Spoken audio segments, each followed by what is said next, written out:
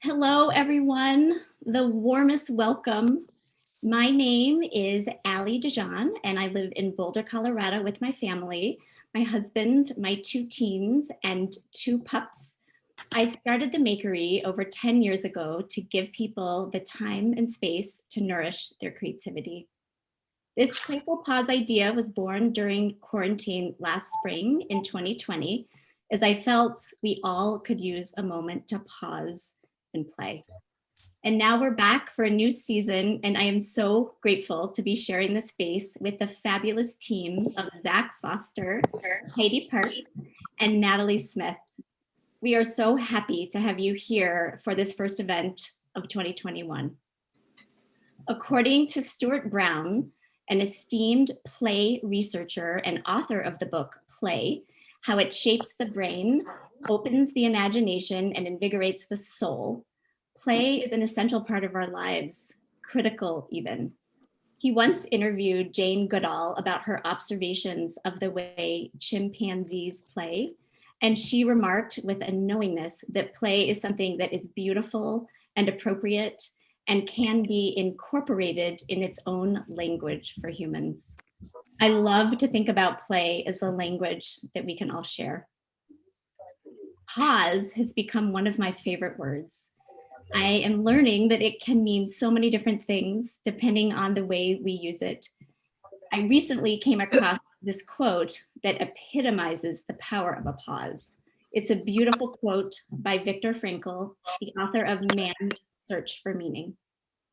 Between stimulus and response, there is a space. In that space is our power to choose our response. In our response lies our growth and our freedom. This makes me think about how we can all capture the precious nature of a pause.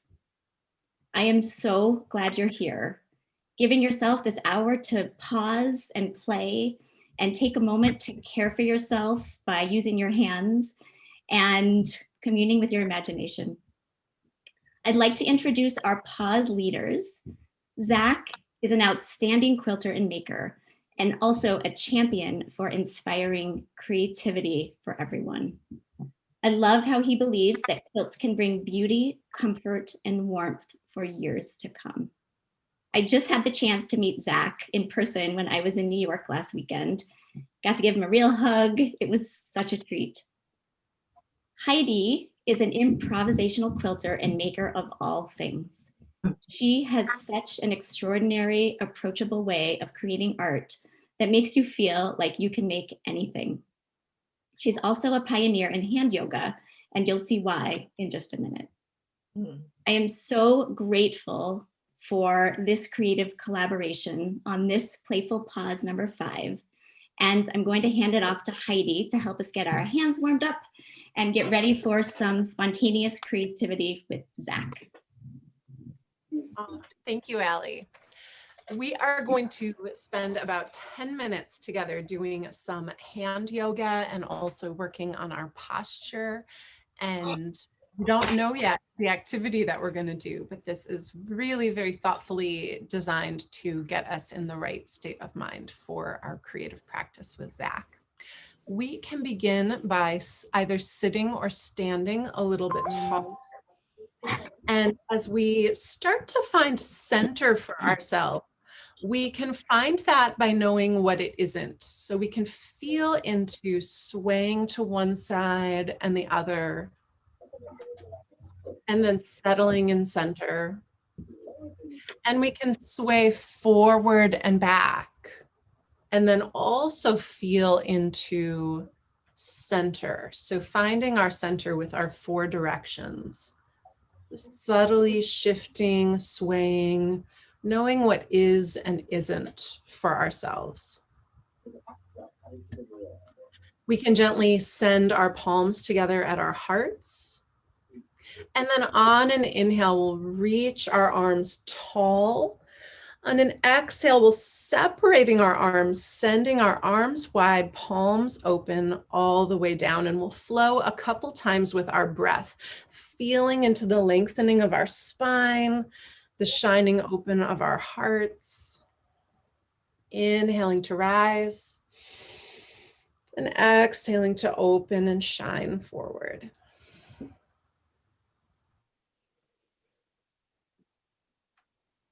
We'll land and we can find palm to palm at our hearts once more.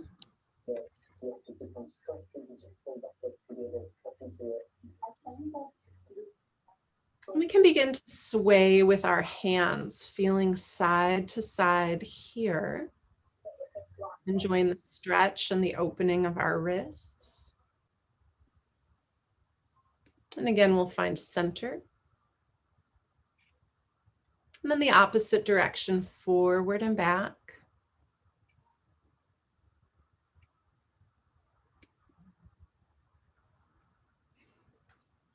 And we'll find center. We can press into our palms and allow our fingers to separate, getting a stretch and opening. And we can move in sync with our breath as we expand and return.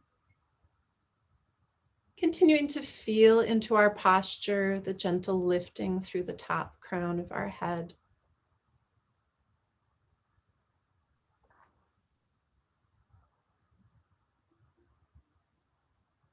And we'll return.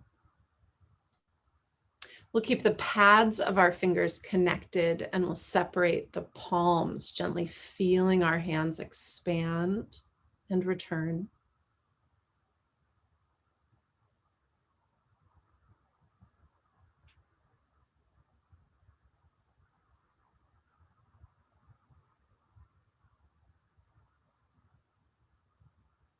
And we'll return, meeting back with palms at our hearts.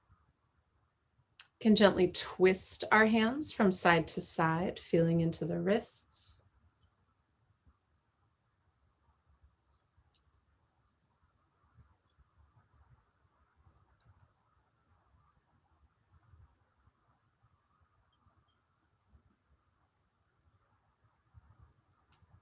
And pause. Okay. We can keep our hands connected, forming a U shape from thumb to pinky, opening our hands in lotus flower mudra. And we'll return to center and open.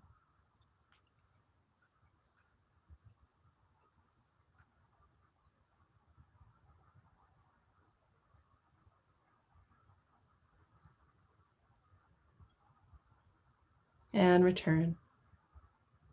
We can begin to create some very gentle movement on the pads of the fingers.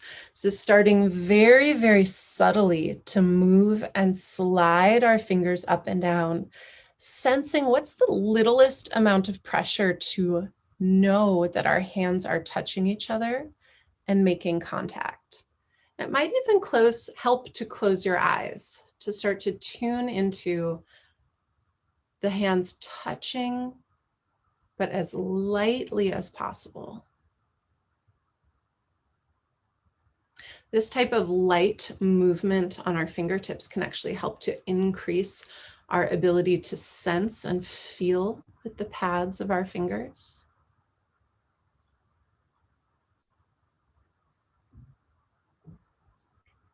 And then we'll return palm to palm.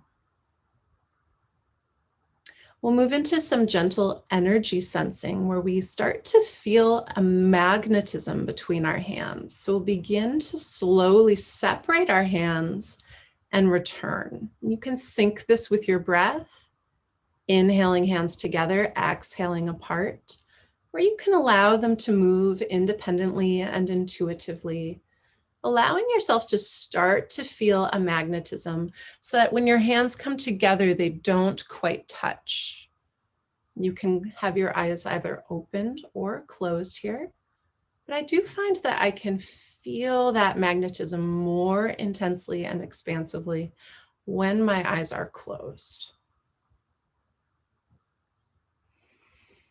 You can play with having a lot of space between your hands, or a little.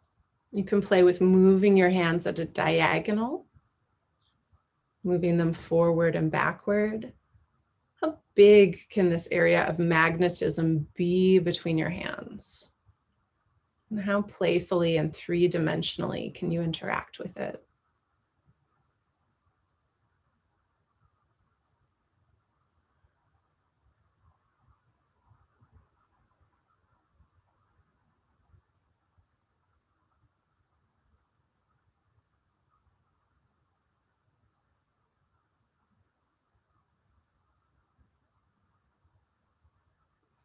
We'll begin to shrink that space between our hands, drawing the palms closer and closer to one another.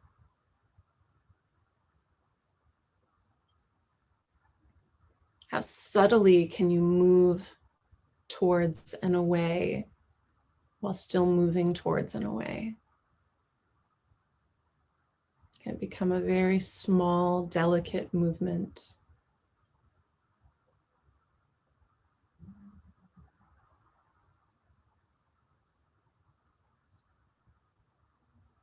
And then we'll gently allow our hands to connect with one another.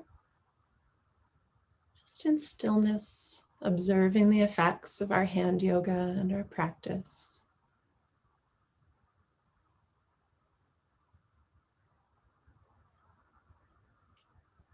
We'll rub the hands vertically together, creating some warmth in our palms. And then we'll rest the palms over our closed eyelids. We'll blink a couple of times into that empty space. And then with eyes closed, we'll lightly run our hands over our face. Again, noticing how lightly we can make that movement. We'll cover our ears with our palms.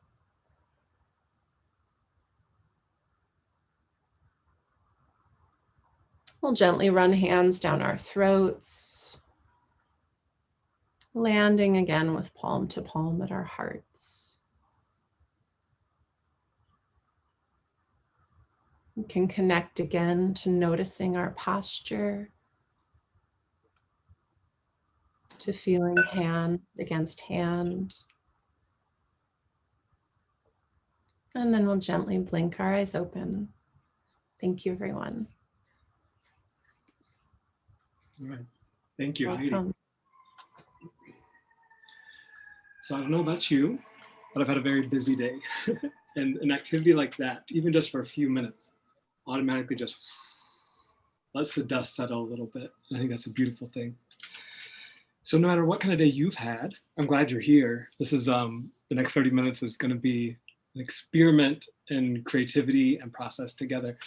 And for those of you that don't know me, my name is Zach Foster, and I specialize in making modern quilts out of repurposed textiles and really focusing on keeping memories intact with the pieces I make. It's one of the things that draws me to the art over and over. You're going to be able to introduce yourself later when we get to breakout rooms in just a few minutes. But first, let's do a quick materials check, because I am a full-time teacher, and I know that even the best students sometimes leave something at home. So let's just make sure that we all have our fabric larger than your hand at very least. You have some thickish yarn or thickish thread, something like this. This is just some vintage cotton thread something. This is some reclaimed denim thread that works really nicely. You have a needle that'll fit that thread. You'll probably want a pair of scissors. You may want a thimble. I got one. Don't use it, but I got it. And you may want an embroidery hoop. I'm going to experiment with this because Heidi tells me she likes it better this way. So we're going to find out. I got a question while anybody's potentially gathering materials. Think about road trips for a second. When you go on a road trip, are you the kind of person that likes to get there? Or are you the kind of person that likes to pull off on the side of the road and see some attractions every once in a while? Are you a destination person or a journey person? Could you type your answer in the chat, please? Let's get a sense of who's here today. Are you journey or destination? I'm just going to scroll through just to get a quick sense.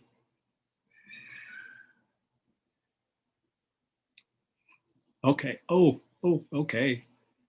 Now, you may find that your answer surprises you. You may find that your answer changes. I'm having a good source of confidence that your answer may change over the course of this activity.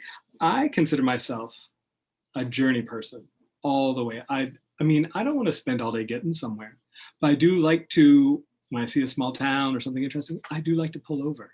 I love the journey. Today's activity is going to be perfect for folks that love the journey, because we're going to practice some non-attachment to results, some non-attachment to destination. And if you're a destination kind of person, don't worry, you're still in a good place, because you're going to end up with something that you've never seen before. And that sounds kind of exciting to me. Let me tell you the story about how this whole idea got started. So Allie came to me about a month ago and asked if I would lead this creative activity. And I said, sure, not knowing exactly what I would do. And I went to bed that night and I had a dream. It doesn't often happen that the universe provides answers in my sleep, but when it does, I try to listen. I dreamt that I was sewing without looking. And that's what we're going to do today together. We're going to play around with that idea. I didn't know if it would work because I had never done it before. So before I said anything to Allie, I went and made sure I practiced a little bit. I went to the park and I sewed a little bit that morning, and I was able to do it without poking myself. And I thought that was a pretty good indicator that this was a viable option. And so then we ran like a small little test pilot, and the 12 people that joined me for that really loved it and have some exciting things that they may share later in our time together. But I think there's a lot of potential in this particular activity. So it is my hope, and then we begin. It is my hope that two things will happen during the next 30 minutes. Number one, that we will realize that as makers and sewers, quilters, we often rely more heavily on our vision than we do other senses. So this is why I'm so thankful that Heidi was able to wake our hands up for us, because we're going to need them for this activity. I'm also hoping that you will, when you step back and look at this at the end of this activity, you'll look at the quality of stitches. You'll look at the quality of line that you've traced out on your fabric, and you will discover something that is uniquely personal, something that makes those stitches your stitches and nobody else. I love that Jane Goodall quote that Allie started with about incorporating it into language. I hope that what comes out of this playtime today is something that you can incorporate into your language of making after today. That's my hope for you. So we're gonna do a couple warm-ups, and then we're gonna do the real thing. You ready? Okay. To start, take your needle, take about 12 to 18 inches of thread.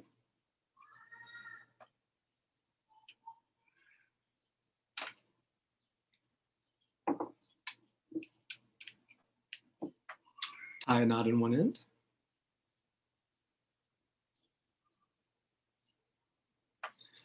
There's a beautiful knot that I like to make if you're not familiar with it. You put the end of the thread looking at the needle like this, like they're talking to each other. You pinch the thread on the needle, wrap the thread around 3 times, and then switching hands, pinch that coil of thread on the needle, you see? Push the needle up and through, and then don't let go of that coil, keep it firm. At the very end, you will sense in your fingertips that are now so awake, a little knot form. Now, we're gonna do 2 warm-ups. Warm-up number 1, I want you to take this thread, I want you to take your fabric, whether it's in a hoop or loose, and I want you to just do a series of running stitches, just straight across the fabric if you can. Try to make them as even as possible.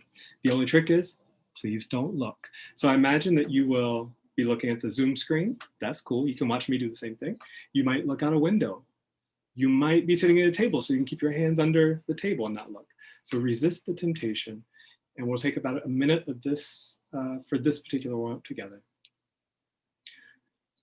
Just trying to get a sense. What does it feel like to sew something without looking? How do I know where my thread is? How do I know how long my stitches are?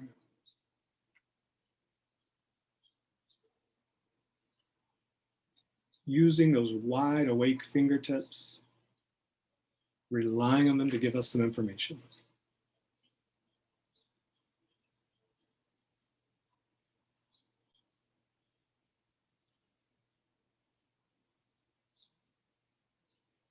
Let's take about 30 more seconds.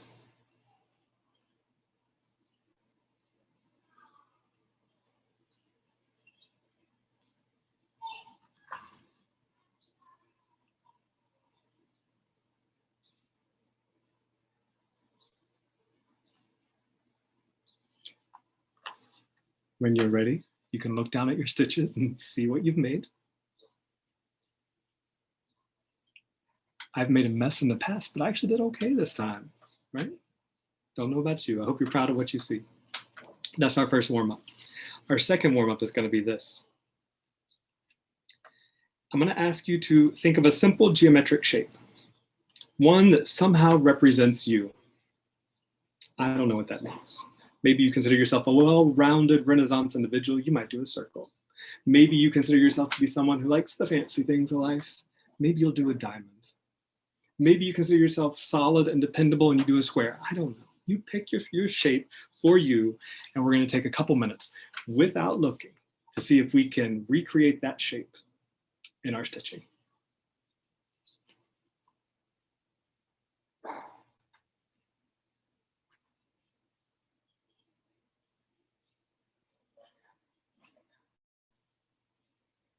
Maybe in the second round, you play around with the size of your stitches. Maybe you make them a little smaller. Maybe you make them a little bigger. Maybe you get extra fancy and try to do a chain stitch. Is that what it's called?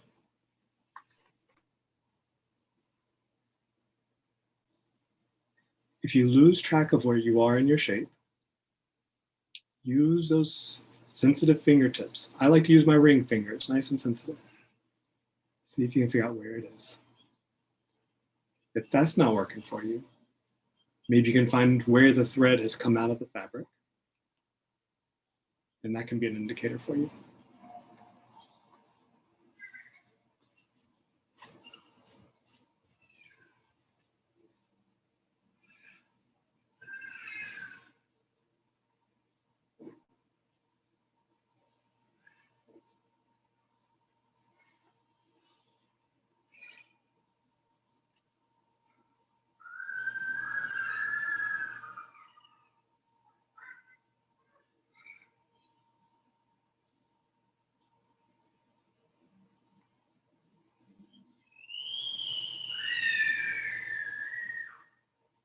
I'm looking out my window, and not only are there a bunch of sparrows, which maybe you'll hear, but you probably definitely hear the children screaming, having fun outside.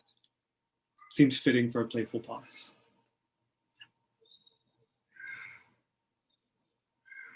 I was in the park the other day, and I heard a group of school kids all saying some school chant together.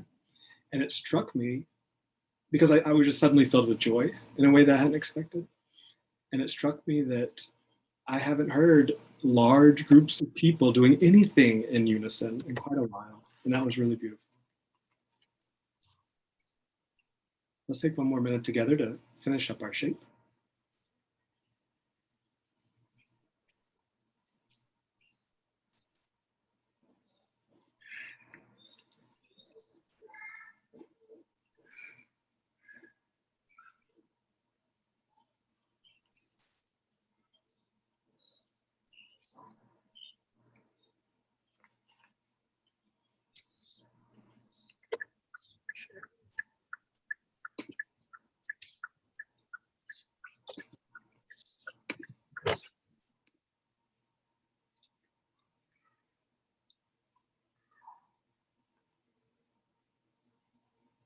One more moment.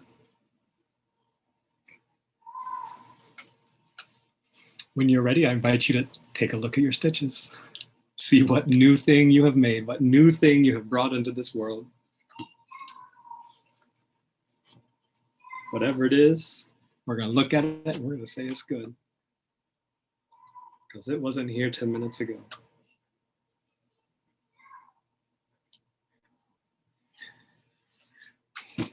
Those are our warm-ups.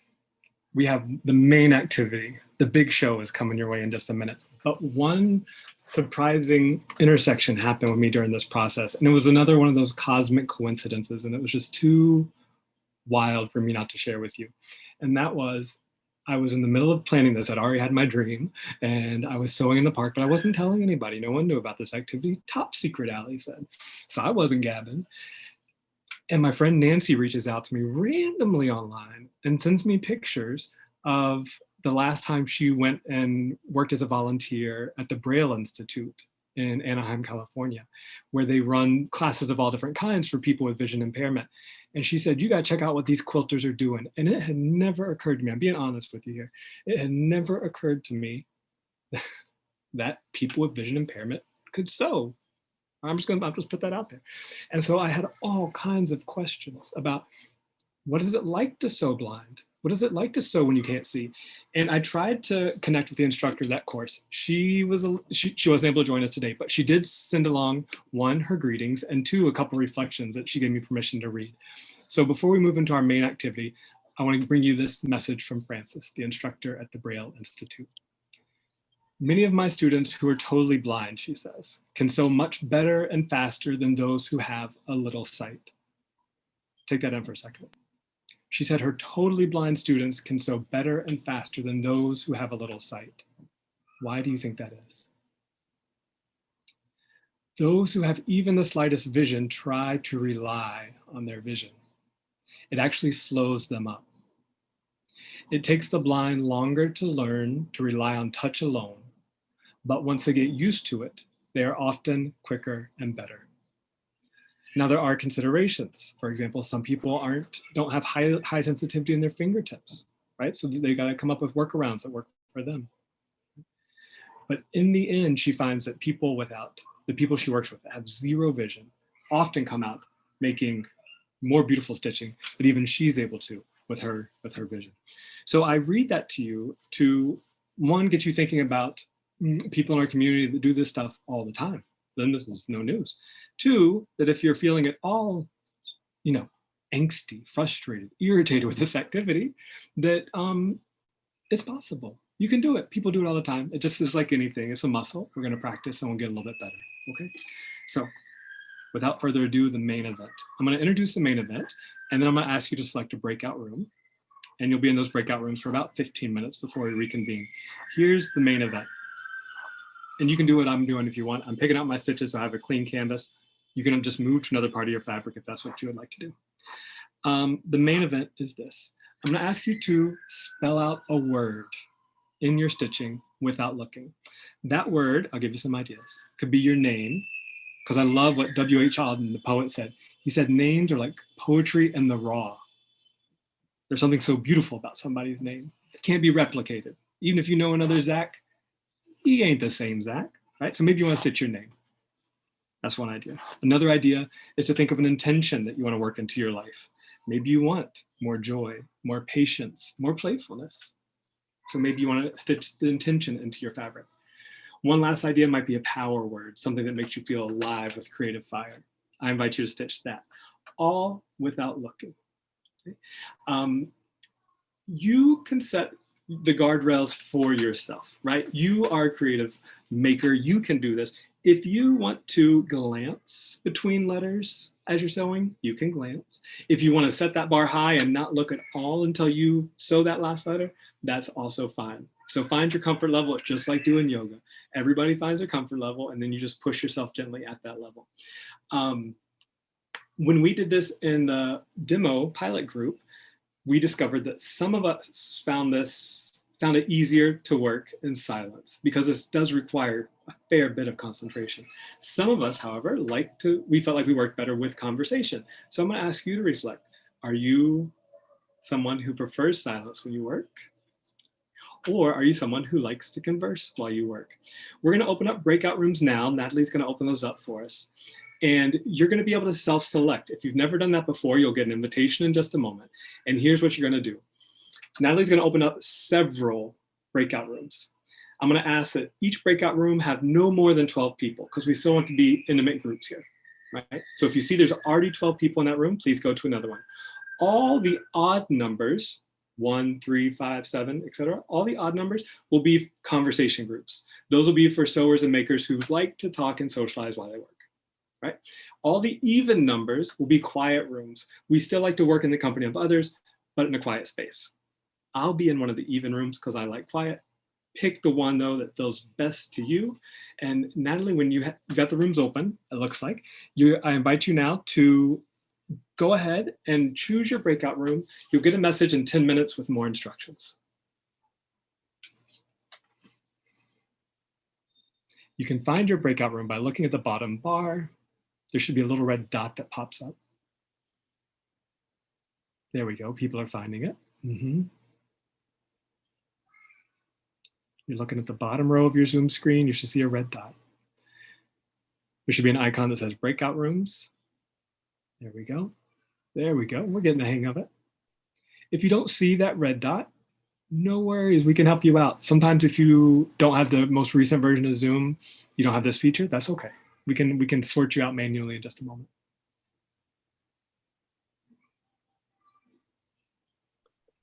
Okay, remember, 1 is for conversation room. Odd numbers are conversation, even numbers are quiet. Okay, yeah, if you don't see, yeah, if you're on an iPad, if you're on a mobile device, we'll do it for you manually in just a moment. Yeah, no red dot, no worries. How do you get into a breakout room? You look for the red dot in the bottom of the screen. And if you don't see it, we'll put you there manually in just a moment. Mine is not a red dot. Mine is 4 squares, and it says breakout room below the 4 squares. So that might be your visual. And if you click on it, were you able to enter into a room? I thought I clicked on it and I got in the room, but if I'm still with you, then I'm not. Yeah, if you're still with me, you're in the big room. Yeah, I have the 4 squares and I can't join. I can see them, but I can't join. So if you add me to an even numbered room, that would be awesome. Yeah, we'll do that. If you're having trouble, here's what I'm going to ask you to do. Find your picture on the screen, find your video feed. In the upper right-hand corner, you'll see a blue dot that has blue square that has 3 dots. And you have the option to rename yourself. If you could put a odd or even, just type the word odd or even beside your name, we'll know where to put you. So to repeat, you'll find your square, the one with your face in it. In the upper right-hand corner of your square, you'll see a blue square with 3 dots. Click on that.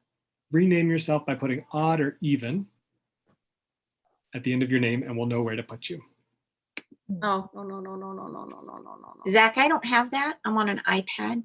And if you're on an iPad and device, I guess we'll just hang out with us for a second and we'll make it work. We'll find you a place. Okay. As I see people doing this, I'm putting them in rooms. And Natalie, you're welcome to jump in. I imagine you are. Zach, as a co-host, I don't know how to get in a room. Yeah, as a co-host, you might not be able to. Okay. Oh. I'm not a co-host and I can't get into a room.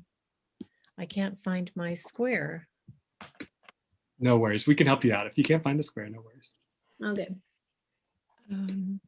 Please tell us what rooms you put us in. Well, how do we know where we are? You get an invitation. Hmm. And we're working fast and furious here. I'm on an iPad too, and I don't have anything to look at. No worries. If you're on an iPad, you're on. I'm on an iPad too. Yeah. If you're on a device, do us this favor. Why don't you rename yourself using the same steps we just talked about, and just write device, and we'll know to put you in a room. Okay. I don't know how to do that either, but I'm called Joyce. So Yeah, right. I don't know how to do. It might be that some of us just hang out here in the big room together, and that's okay too. Not a problem. Not a problem, right? Not the worst company in the world. No. Should we start? Yeah, you can go ahead and start because we're doing all the work here. Yeah, we're sorting people fast and furious. Y'all go ahead and start. Oh, are you able to tell who is not in a room? Yeah. Good, then I won't worry. Yeah, don't you worry. It'll happen naturally in just a moment when we get to you.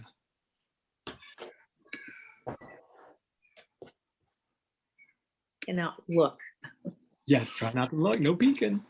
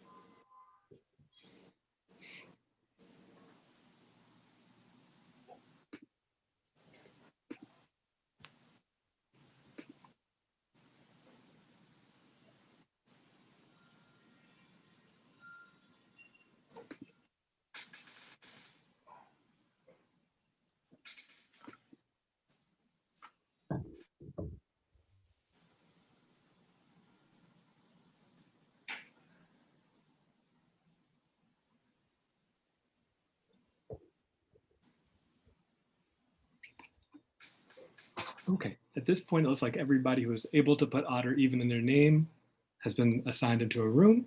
So the rest of us will just hang out here for the remainder of this main activity.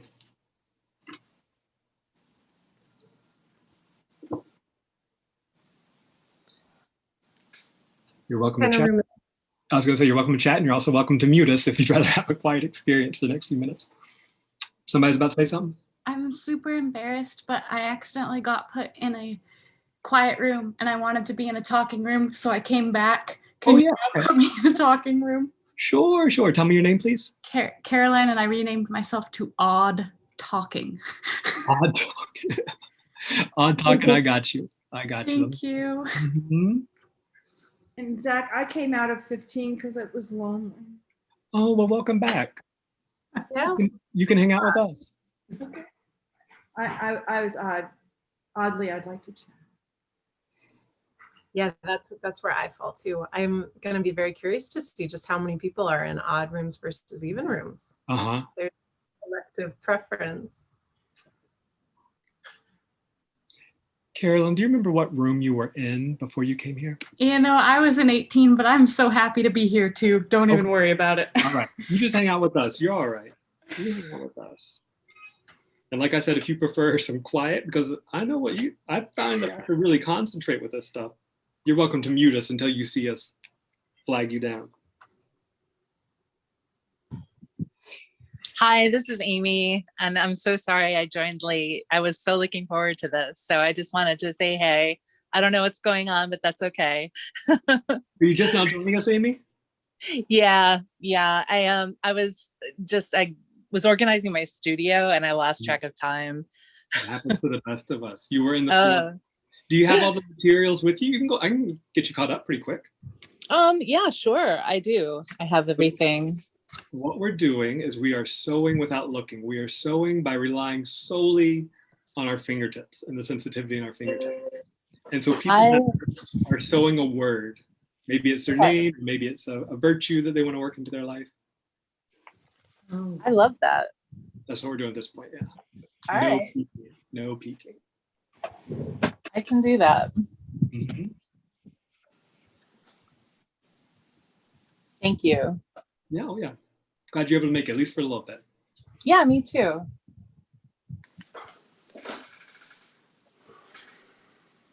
I've got no letters here. Mine says boo. That's what mine says. I think that's what Jane Goodall would call language you can incorporate into your work. I'm thinking about it. What do you think about that? I think it's I'm game for everything. I love that. Are you a journey person? I think I am. I am. Yeah. But I don't really like to travel very much. It's a metaphor. That's all right. Yes. Yeah, I do like the process. There you go. Yeah, process is more fun than the finish. I think that's why I have a hard time finishing things, because I enjoy working on it so much. And then you get excited about making something else. And it's so true. I'm working very hard. That's why I have like 5 projects going at the same time. I'm gonna try to do another word here. I just keep I think I would have been easier with a hoop. I think Heidi was onto something, because I keep sewing my fabric. I'm making envelopes. That's what I'm doing. Oh, yeah. I found that it gathered on me and it was hard to pull, ungather when I pulled the thread. But when I had a hoop, it was hard to keep, I was doing my name and it was hard to keep my name straight. So that's my +1 - So now I'm trying to use a hoop and keep it straight instead of making a circular version of Heidi. But I was delighted to see what my name looked like as a circle. Very interesting. Turned out awesome. I mean, Heidi, you're part of the pilot group, and you came out with something that was like, oh, you could use that. That's beautiful. Oh yeah. Yeah, this is definitely going to be important to me going forward. It's going to be in a quilt. Okay. Mm-hmm. Disclaimer, you will probably see none of these stitches from me in any of my projects. I've made so many knots in my fabric. I have to get a new, or in my thread, I have to get a new thread. Yeah. Yeah, I feel like this. It is best to start with a longer thread. Mine is short. But my name, I mentally couldn't find a reference point. So I'm not using a hoop, but I think that's where a hoop could be advantageous. And, but it's just relying on other senses, which is really challenging and makes me grateful that I have all these other senses. Because it makes light work out of sewing, doesn't it? When you can just glance down and see where you're at. I almost always watch Netflix when I'm quilting. So I think I have years of experience of not looking at what I'm sewing for the briefest of moments while I'm watching. I'm watching Rain right now, and the outfits are so beautiful. I have all these ideas for ways to sew that are inspired by the clothing. So I know I'm watching. I'm sorry, what are you watching? It's this very soap opera show called Rain. It's about Mary, Queen of Scots. Cool. Yeah, I watched like 3 seasons, and each season is 23 episodes in the last week and a half because I was working on a quilt. So thick into it. And Heidi, would you mind sharing what you noticed about posture during this activity and with also watching TV while you sew? Yeah. Yeah, so I used to be an assistant to a ceramic artist. And when I did that work, I was like in end of high school. And there was a time where I would just turn my head to the left and the right and my neck would crack. And like, it wasn't very good for me. It's part of why I decided to be an art teacher instead of a full-time artist. And I've discovered, I started quilting in 2013, that I don't have problems like that with my neck. And I'm starting to wonder, why is that? Talking to some of my yoga students a couple of years ago. Like 2 years ago, I was teaching yoga, and someone was saying, you know, what can I do for my neck? I have all these problems. And I thought, oh, I don't have neck problems when I sew from looking down at my work, because I'm always watching a show on YouTube or Netflix or somewhere, and I have interesting things to keep looking up at, because when I don't, I really get stuck in this downward tilt of looking at my work the whole time. So it was a big aha moment for me of not only is it fun that I get to watch things while I'm sewing, but also helps me have good behavior and good posture. Good thought. So thank you for sharing that, Heidi, because I just don't think as much as a yoga instructor like yourself would, how often I spend with my neck twisted down. And this is fun because looking at the screen, so many of us have our chins lifted and pointed upwards. And I just think that's it's kind of neat. Doing one thing with changing something about how we employ our senses has larger effects than just our hands. It has an effect on the entire body. So I'm sending out a message to the breakout rooms now saying that at this point, we're going to start sharing out wherever we happen to be, right? Because we're not about the destination today, we're about that journey. So in the breakout rooms, they're going to one at a time hold up their pieces and share their stitches, their feelings about this practice, or maybe why they chose the word they chose. You can share various things, but I'm going to be sending out a message now to the groups to do that if anybody would like to get started here in the big room.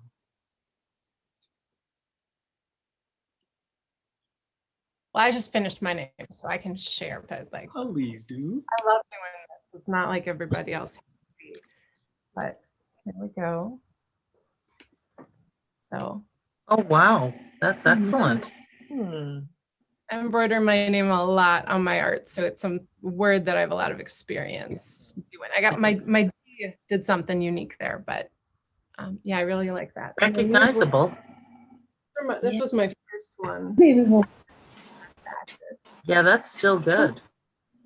And this is my circular Heidi right there. That's cool too. Yeah.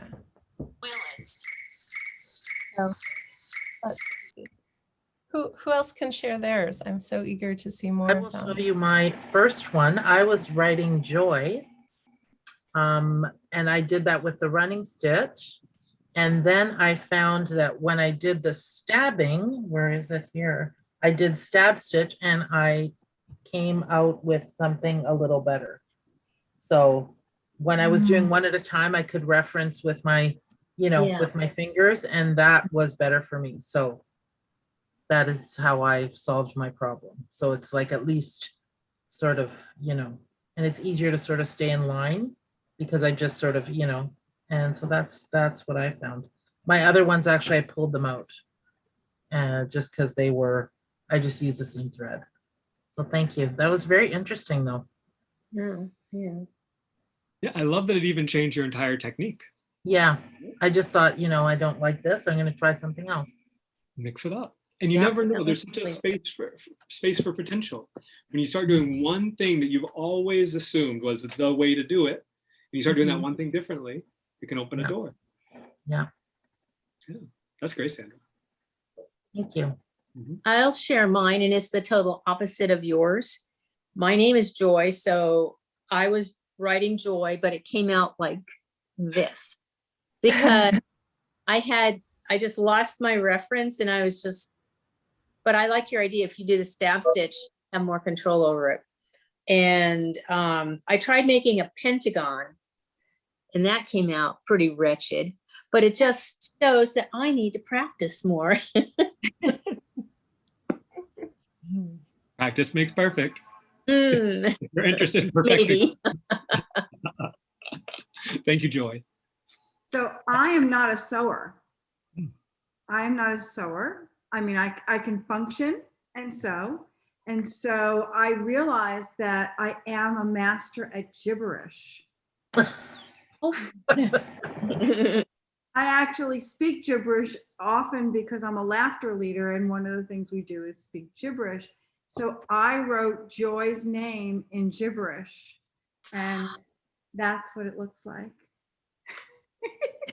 Move it over a little bit. Get to the center. Yeah, Kathy, hold it up right in front of the camera because we saw the corner of your paper. Am I? Oh, there. Oh, I yeah. wrote Joy's name in gibberish. I see it. You can see it? I can see the Yes, jet. in my gibberish mind, I see. Yeah. Kathy, I like how your stitches reflect your voice. And that's what we're after, right? That kind of like personalization, finding your unique line. And that's it. That's it. That's gibberish and stitching right there. Don't know. Can you see me? Yes.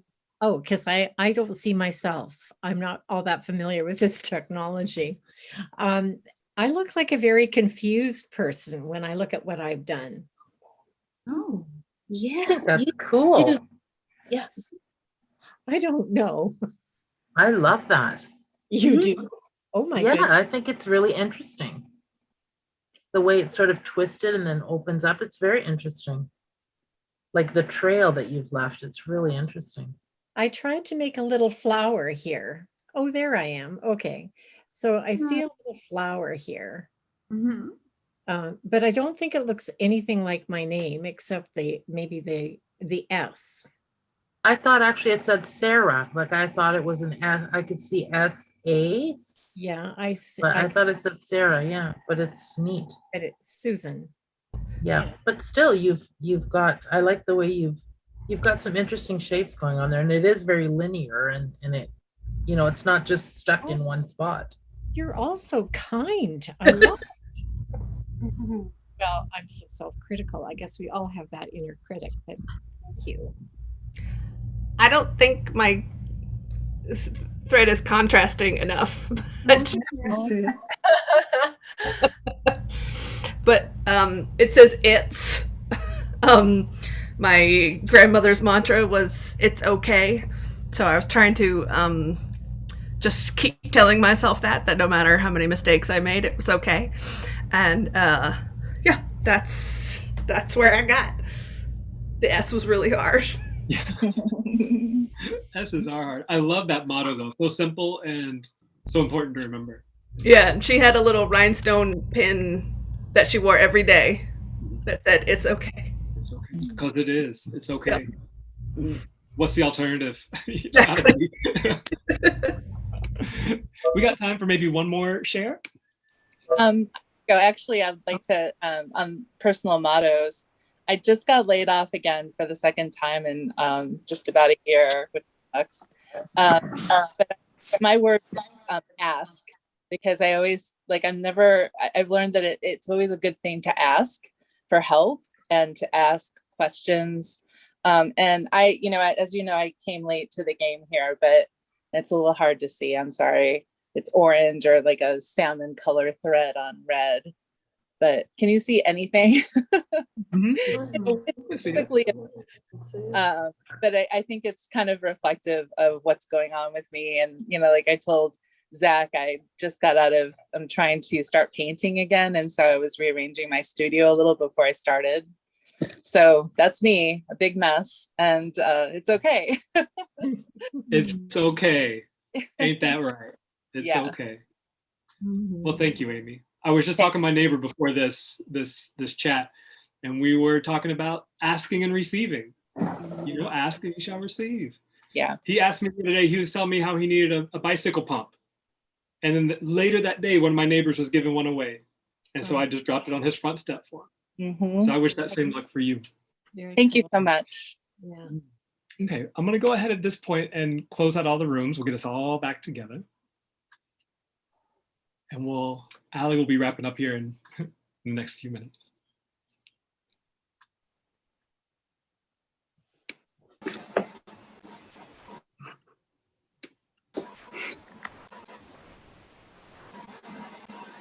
Takes a minute for all the breakout rooms to close. That's okay.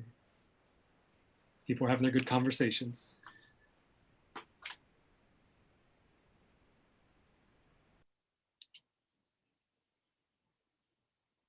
All right, we have time maybe for 2 or 3 people to share. We can put you in the spotlight and you can hold your piece up and share it to the camera. Maybe say a couple words about it. Is there anybody out there that would like to show and tell a little bit? I'll do it, Zach. Okay, thank you, Cindy. Now, of course, I chose thread that was just the same color practically as the fabric. So I tried to write the word peace. Let me see if I can, because that's what I'm looking for, is a little bit of peace in my life. And then I start this project and I see that the thread is the same color as the fabric. I don't know how I did that. It took a lot of effort. You know what though? It was fun. It was fun. The intention is still there. And that's what matters. Yep. And it looks a bit like the word. Recognizable. Okay. Yeah. Thank you, Cindy. Sam? Would you like to share? Yeah, that me? Yeah, that's you, Sam. That's me. Sam, not Sam. Well, I've still got my hand up. I'll figure that out later. I chose the word brave, which is my word for the year. And I didn't look. I was talking a lot. But I love it. And it's really textured. So thank you, Zach. That was brilliant. Thank you. Oh, I'm so I also glad. tried to start my name, but it looks like it might be turning into Sarah. Yeah, don't do that. Don't go there. Don't get me more confused. Let's move over to Jackie. Jackie, let me put the spotlight on you. Okay, unmute myself. There we go. So number one, I had a lovely group, so I really thank you for that. And then everything started turning out into very large loopy things in my name. So even if I tried to do just like my initials, it was going to be JAG or it's going to be JAC. I don't have a choice. So we tried the G. We've got an A in there, we've got a G, and we have a J. And it was fun. As I noted to my group, I do a lot of sashiko. So in many ways, I default to that of like in and out of them, looking at my stitches and trying very hard not to be critical. But I had a good time.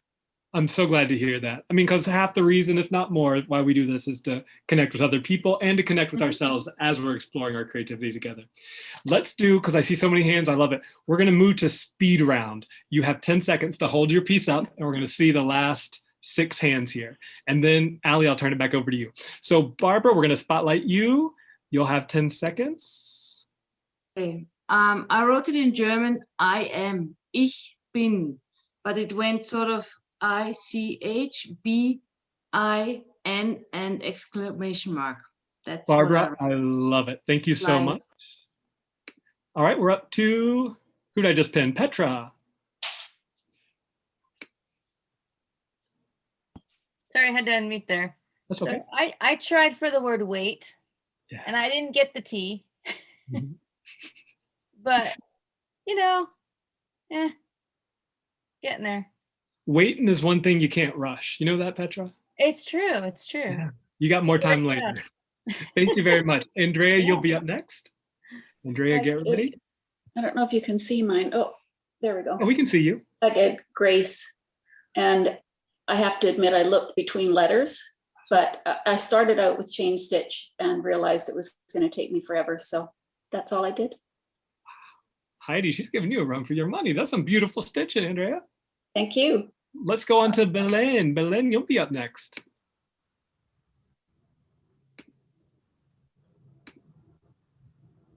So my word is peace also, but it's in my main language, which is Spanish. So I say paz. Beautiful, Belen. Muchísimas gracias. Let's De go on nada. to let's go on to Melanie. Melanie, you're up.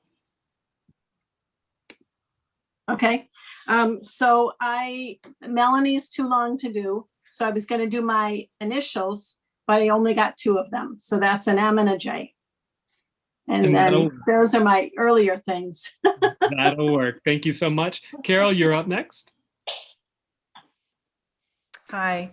I was telling the group we were showing that when I came into this thing today, it's been like running on a treadmill all day. So the first thing I thought of was calm. So that's what I went with. May you have calm. May we all have calm. Thank you. Clayton, you're up next. Hey, so to come along with calm, I did kind. That other person is just trying to punk us. Like, that's not Kevin. All right. I just started it. I'm muting everybody, but Clayton, you have the floor now, uninterrupted. So I did kind on mine. I don't know if you can see it or not, but hopefully. Kindness is everything. Thank you, Clayton. And then last but not, we have 2 last but not least. It'll be Sharon and Sherry and then Karen, and then we'll have to wrap up, unfortunately. Sherry, you're up next. The floor is yours. Oh, Sherry. My word of the year is penned, and I did cheat and have to look once because I ran out of thread. And that's quite all right. It's not cheating if you let yourself do it. And then Karen, last but not least. Oh, you're muted.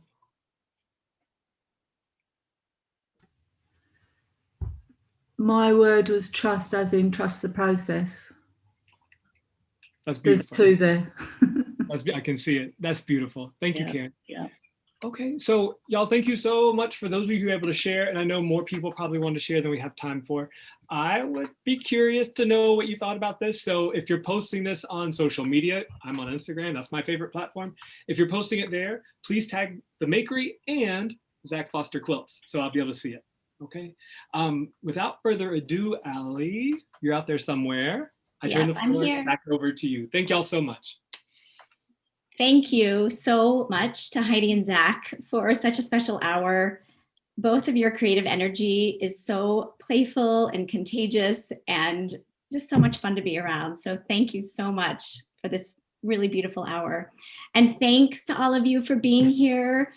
I love seeing so many familiar faces and new ones too. And I hope this hour just gave you a little joy and a little lightness in your steps and connection back to yourself.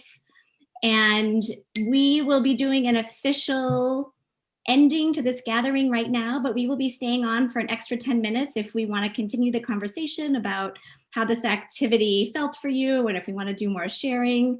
But I would love to end this gathering with a makery tradition that we do at the end of all of our in-person retreats that's now been translated to the online space. And I would love to invite you to share one word in the chat about this experience, about how you might feel right now. And we would love to hear. And if you post photos, again, we would love to celebrate what you've been making and playing with.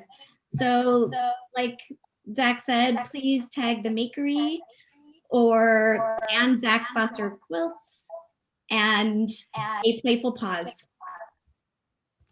I'm getting a really weird echo. I don't know what's happening. But anyhow, we're so glad you're here. And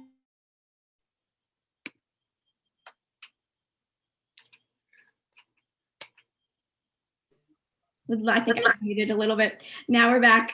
We are going to be doing more Playful Pauses, and it's just such a fun thing for us to be able to share and offer an hour of play. We all need it. So thank you so much. Big hugs, Zoom hugs.